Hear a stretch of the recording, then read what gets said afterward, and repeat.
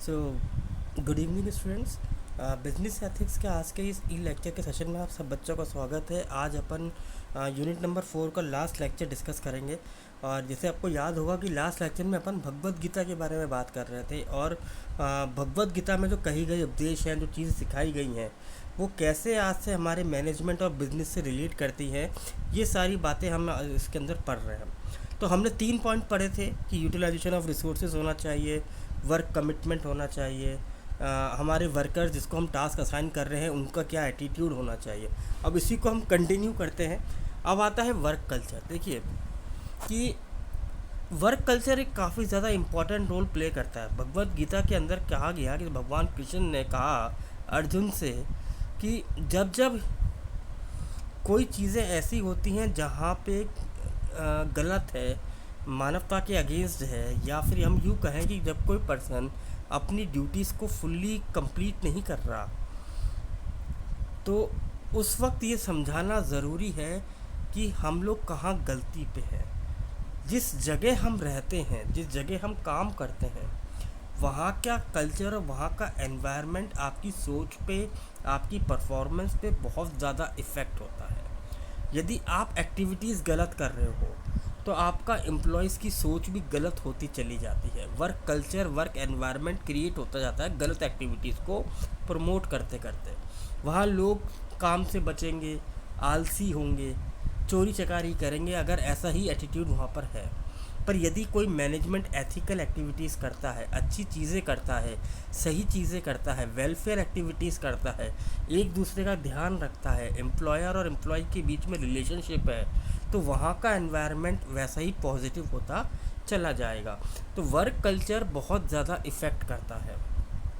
तो एक होता है देवी वर्क कल्चर, ऐसा कल्चर जहाँ पर डर नहीं है, जहाँ पर सेल्फ कंट्रोल है, जहाँ पर सेक्रीफाइस है, जहाँ चीज़ों को स्पष्ट तरीके से ट्रांसपेरेंट वे में समझाया जा रहा है, जहाँ पर शांति है, जहाँ पर डिसीज़न कूल माइंड से लिए जाते हैं, जहाँ पर इच्छाएं, लालच, स्वार्थीपन ये नहीं है, वो देवी वर्क कल्चर है। ऐसा एनवायरनमेंट जहाँ पर एम्प्लॉय अपनी एक्टिविटीज़ को खुल के फ्रीडम से परफॉर्म कर पा रहा है, जहाँ वो टास्क को कंप्लीट करने के लिए उसको ज़्यादा पॉलिटिक्स को हैंडल नहीं करना पड़ता, जहाँ पर एम्प्लॉय अपने स्वार्थ को इग्नोर कर रहा है, अपनी डिस्क्रिमिनेशन को इग्नोर कर रहा है। मैनेजमेंट एम्प्लॉयज़ के साथ सारी चीज़ों को ट्रांसपेरेंट रख रहा है, स्टेक होल्डर्स के साथ ट्रांसपेरेंसी रख रहा है। ऐसा एनवायरनमेंट है आपका देवी वर्क कल्चर। फिर आता है असुरी वर्क कल्चर। असुरी वर्क कल्चर वो एनवायरनमेंट है जहाँ पे ईगो है, जहाँ पर डिज़ायर है, जहाँ पर इम्प्रॉपरनेस है, जहाँ पर वर्क काम इसलिए किया जा रहा है क्योंकि एक बोझ है। तो ऐसे जगहों को हम अच्छा वर्क कल्चर नहीं कहते, और इन जगहों पे काम करने वाले एम्प्लॉयज़ की परफॉर्मेंस भी इफ़ेक्ट होती है। यदि आपके यहाँ पे असुरी देवी कल्चर है तो एम्प्लॉयज़ काम नहीं करेंगे, और यदि देवी कल्चर है तो एम्प्लॉयज़ डेफिनेटली वर्क करेंगे अच्छा, अपने यहाँ के एनवायरनमेंट को देख के। ऐसे ही वर्क रिजल्ट। देखिए, यदि आप सोच रहे हो कि जो रिज़ल्ट है, जो मेहनत आपने करी, उसका रिज़ल्ट सक्सेस होना चाहिए, है ना, और अगर वो सक्सेस मिल जाती है तो उसके लिए कोई एक ही जिम्मेदार है, ये पॉसिबल नहीं है। महाभारत के अंदर बताया गया कि जो युद्ध पांडवों ने जीता, वो अकेले पांडव में या अर्जुन ने नहीं जीता या युधिष्ठिर ने नहीं जीता, वो सभी ह्यूमन बींग्स की एफर्ट से जीता। जो लोग उनके साथ थे उनकी मेहनत से जीता। यस, ऐसे ही यदि रिजल्ट में फेलियर होता है तो हमें दूसरों को ब्लेम करने से ज़्यादा ये रेस्पॉन्सिबिलिटी अपने ऊपर लेनी चाहिए। तो ये जो हमारा एटीट्यूड है ना, ये हमारा इग्नोरेंस का है, एरोगेंस का है। तो हमें ये देखना है कि हमारे यहाँ जो हम खुद एज ए मैनेजमेंट, हम मैनेजर, हम कौन से एटीट्यूड को लेके चल रहे हैं। देन आता है मेंटल मैनेजर्स हेल्थ।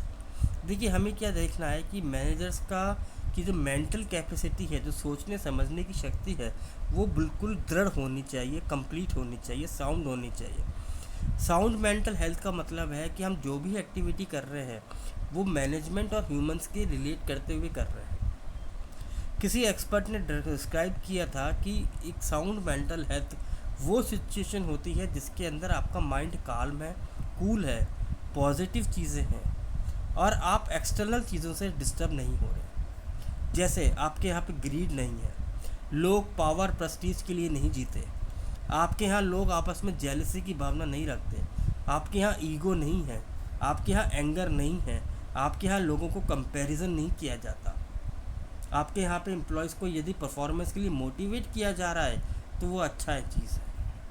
तो गीता के अंदर ये बताया गया कि हमें हमेशा अपनी अच्छे जीवन के लिए प्रयास करने चाहिए, हमें खुद की सेल्फ सफिशिएंट सेंसी को डेवलप करना चाहिए, हमें अपने माइंड को इस तरीके से डेवलप करना है कि हम चीज़ों को संभाल सकें। हमारे लिए वर्क इज़ ए वर्शिप होना चाहिए, हमारे लिए इमोशंस ज़रूरी हैं, फीलिंग्स ज़रूरी है, पर वो ऑर्गेनाइजेशन के बेटरमेंट के लिए ज़रूरी है। सातवां पॉइंट आता है आपका मैनेजमेंट की मैनेजमेंट को हमेशा ज़रूरी है कि मोरलाइज या मोरलाइजेशन का फैक्टर होना चाहिए। तो ये एक लीडरशिप क्वालिटी जो गीता के अंदर बताई गई है कि एक जो विजनरी लीडर होता है उसको क्या चाहिए, उसको अपने ड्रीम्स को फुलफ़िल करने के लिए कैपेबल होना चाहिए, डायनेमिक होना चाहिए, प्रैक्टिकल अप्रोच का बंदा होना चाहिए। ये वो पर्सन है जो अपने आप को ट्रू लीडर कहे जा सकते हैं, जो जिनके एटीट्यूड, जिनके काम करने की प्रतिभा से और एम्प्लॉयज़ मोटिवेट होते हैं। फिर जो अल्टीमेट मैसेज जो मैनेजर्स के लिए दिया गया है गीता के अंदर वो क्या है, श्री कृष्ण ने गीता में कहा गया है कि टेम्पररी फेलियर से आपको कभी घबराना नहीं चाहिए। अगर आप शुरू में कुछ चीज़ें आपकी गलत हो जा रही हैं और आपके डिसीजन गलत हो जा रहे हैं जिसकी वजह से आपको लॉस हो रहा है, तो आपको बिल्कुल डरना नहीं चाहिए, आपको बिल्कुल अपने विजन्स को क्लियर रखना चाहिए। अनहैप्पीनेस ज़रूरी नहीं है, यदि आप अच्छी तरह से और एफर्ट करेंगे, अच्छी प्लानिंग बनाएंगे, उन गलतियों से सीखेंगे, तो आप डेफिनेटली सक्सेस पाएंगे। तो ये गीता के अंदर बताया गया है इस चीज़ को कि जो आइडियल कंडीशंस है मैनेजर्स के लिए, उनकी पहली चीज़, उनको अपने एम्प्लॉयज़ के स्टाफ पे, ह्यूमन पर्सनल्स पर फेथ और ट्रस्ट होना चाहिए। इसके साथ साथ हम क्या देखते हैं, तो यहाँ पे हम देख रहे हैं कि कुछ मैनेजर्स फंक्शन को उन्होंने सम अप किया है। पहला कि कौन कौन से फंक्शंस करने चाहिए मैनेजमेंट को।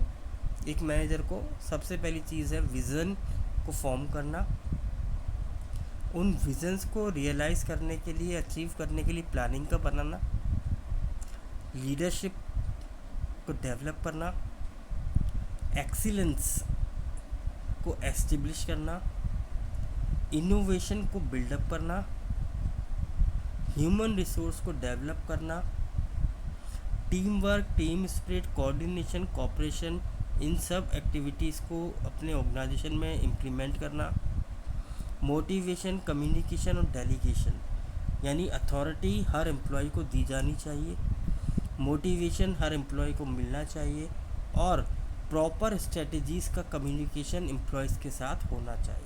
इसके अलावा एक अच्छा मैनेजर वो मैनेजर होता है जो कि बार बार परफॉर्मेंस को रिव्यू करता रहता है। देखिए, अगर आप परफॉर्मेंस का वेट कर रहे हैं कि नहीं हम अपनी पॉलिसी के हिसाब से साल भर के बाद रिव्यू करेंगे, तो कहीं ना कहीं आप नुकसान में हो जाएंगे। एक अच्छा मैनेजर अपने एम्प्लॉयज़ की परफॉर्मेंस को बार बार रिव्यू करता रहता है और अकॉर्डिंग टू दैट रिव्यू जो भी उसको रिज़ल्ट मिल रहा है, जो आंसर उसको मिल रहा है, उसके बेसिस पे वो करेक्टिव एक्शंस लेता रहता है। तो ये कुछ चीज़ें हैं जो इसके अंदर आती हैं। देन आता है, हम देखते हैं मैनेजमेंट जो आजकल के हिसाब से कंसेप्ट है। पहली चीज़ देखिए कि आजकल के मॉडर्न मैनेजमेंट के हिसाब से vision, leadership, motivation, excellence, work, goals, meaning, work का मतलब, डिसीजन मेकिंग, ये सारी चीज़ें भगवत गीता में डिस्कस की गई है। दूसरा, जब हम वेस्टर्न मैनेजमेंट थॉट की बात करते हैं, जैसे प्रॉब्लम्स को डील करना, एक्सटर्नल चीज़ों को देखना, तो भगवत गीता में बताया गया कि ये हमें हमेशा बाहरी चीज़ों से अच्छा ग्रास रूट लेवल पे होने वाली चीज़ों को देखना चाहिए। हम पेड़ ना देखें, हम जड़ देखें। यदि जड़ को हटा देंगे तो पेड़ पे यदि ख़राब फल उग रहे हैं तो वो चीज़ अपने आप रिमूव हो जाएगी। मैन इज़ बेसिकली इम्प्रूव्ड, हो सकता है आदमी इम्प्रूव यदि उसको हम सही डायरेक्शन दें। यदि आप रिसोर्सेज को सही यूटिलाइज कर पा रहे हैं तो आप एक विजडम पर्सन हैं। आपके जो एम्प्लॉयज़ का एटीट्यूड है वो विजनरी होना चाहिए, कुछ समथिंग अचीव कर रहे हैं इसलिए होना चाहिए। आपके एम्प्लॉयज़ का जो वर्क कमिटमेंट है वो कहीं ना कहीं अपनी डीड्स को कंप्लीट करने के लिए और ऑर्गेनाइजेशन के प्रॉफिट के लिए होना चाहिए। आपके एम्प्लॉयज़ को मोटिवेट होना चाहिए। आपके यहाँ पे वर्क कल्चर इस तरीके का होना चाहिए कि सब लोग पॉजिटिवली अपने आप को इंगेज कर रहे हैं वर्क को कंप्लीट करने में। वर्क रिजल्ट आपके हाथों में नहीं है। यदि आप प्रॉपर तरीके से फुल कमिटमेंट और डेडिकेशन के साथ काम कर रहे हैं तो रिजल्ट का वेट मत करिए। Future is uncertain. आप अच्छा करेंगे तो अच्छा रिजल्ट आएगा, पर उसका आप बिल्कुल ये मान के मत चलिए कि नहीं रिजल्ट अच्छा ही आना चाहिए। और लास्ट, एक अच्छे मैनेजर की पहचान है कि यदि वो साउंड डिसीजन ले पा रहा है तो वो अपनी ऑर्गेनाइजेशन के लिए बेटर काम कर सकता है। तो बच्चों, यही था टॉपिक। आई होप कि आपको समझ में आया होगा। Thank you very much.